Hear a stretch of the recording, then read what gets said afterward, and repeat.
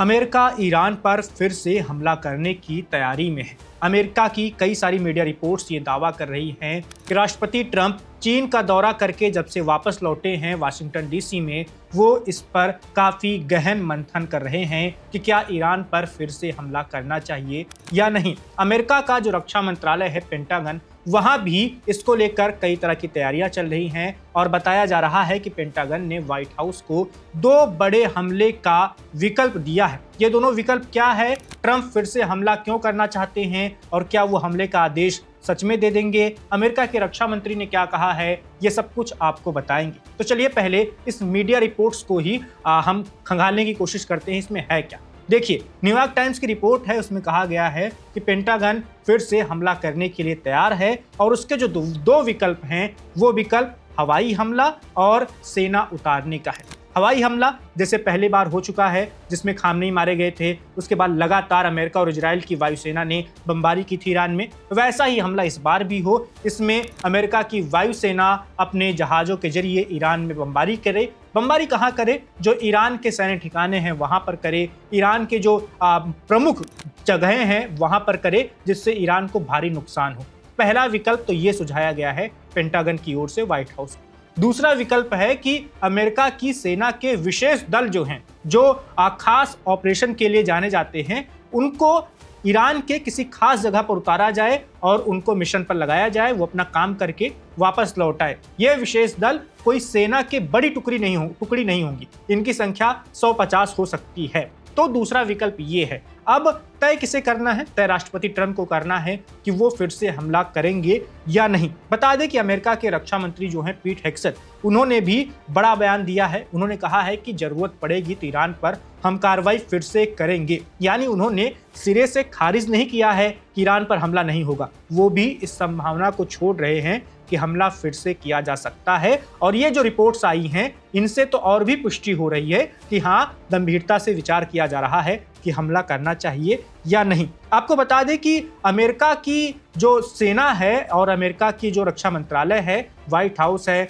Israel की जो सेना और वहाँ की सरकार है, इन सब का मुख्य मकसद ये है कि किसी तरह से ईरान के पास जो यूरेनियम है, जिनका संवर्धन हो चुका है, उन्हें ईरान से ले लिया जाए या उन्हें किसी दूसरी जगह पर रख दिया जाए, वो ईरान के कब्जे में ना रहें। तो जो दूसरा वाला विकल्प सुझाया गया है, ये किसी विशेष दल को भेजा जाए, एक छोटी सी टुकड़ी को भेजा जाए और वो उस यूरेनियम को उठाकर ले आए या उन्हें कहीं और पहुंचाने की कोशिश करें जिससे वो ईरान के पास ना रहे।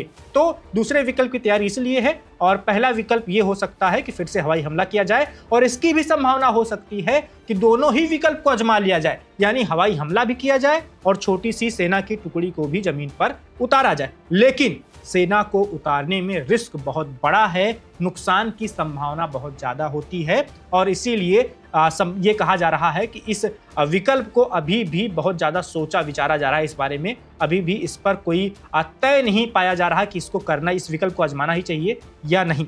अब आपको बताते हैं कि अमेरिका ने मिडिल ईस्ट में अपनी कैसी तैयारी कर रखी है। अगर हमला होता है तो अमेरिका की तैयारियां कैसी हैं उस हमले को लेकर। देखिए, मध्य पूर्व में अमेरिका के करीब 50,000 सैनिक तैनात हैं। इसके अलावा 2 एयरक्राफ्ट कैरियर, 1 दर्जन से ज्यादा नेवी डिस्ट्रॉयर और बड़ी संख्या में लड़ाकू विमान भी इस क्षेत्र में मौजूद हैं। करीब 5,000 मरीन सैनिक, 82वीं एयरबोर्न डिवीजन के 2,000 पैराट्रूपर्स भी आदेश का इंतजार कर रहे हैं। बस राष्ट्रपति ट्रंप का एक आदेश और ये जो बड़ी सेना है और ये जो सैनिक हैं, ये जो एयरक्राफ्ट कैरियर हैं, हवाई जहाज है, लड़ाकू विमान हैं, ये सब तुरंत हमला कर देंगे, धावा बोल देंगे ईरान पर। तो देखते हैं अमेरिका की ओर से क्या फैसला लिया जाता है। चीन में जिस मंशा के साथ, जिस उम्मीद के साथ ट्रंप गए थे, क्या उनकी उम्मीदें नहीं पूरी हो पाई हैं? क्योंकि ये सब बातें भी बहुत कही जा रही हैं कि उन्हें चीन की ओर से अच्छा रिस्पांस नहीं मिला है। और क्या अब वो चीन का दौरा करके वापस लौटने के बाद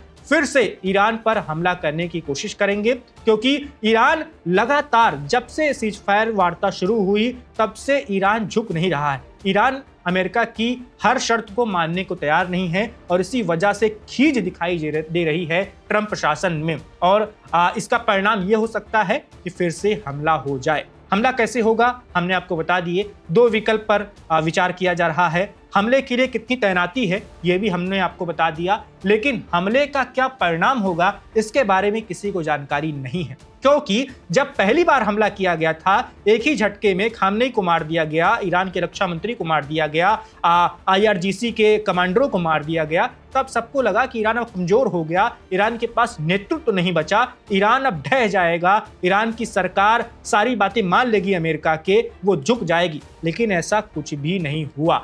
इसलिए इस हमले के बाद भी ईरान झुकेगा इसकी संभावना तो कम ही दिख रही है। इसीलिए व्हाइट हाउस बहुत सोच समझकर आगे बढ़ना चाहता है। क्या होगा आगे भविष्य में ही पता चल पाएगा, लेकिन जो तैयारियां हैं, जो बयान दिए जा रहे हैं, जो मीडिया रिपोर्ट्स आ रही हैं, वो हमने आपको बता दिया। देश दुनिया की ईरान अमेरिका युद्ध से जुड़ी हुई और भी तमाम खबरों को जानने के लिए आप देखते रहिए one India. Subscribe to One India and never miss an update. Download the One India app now.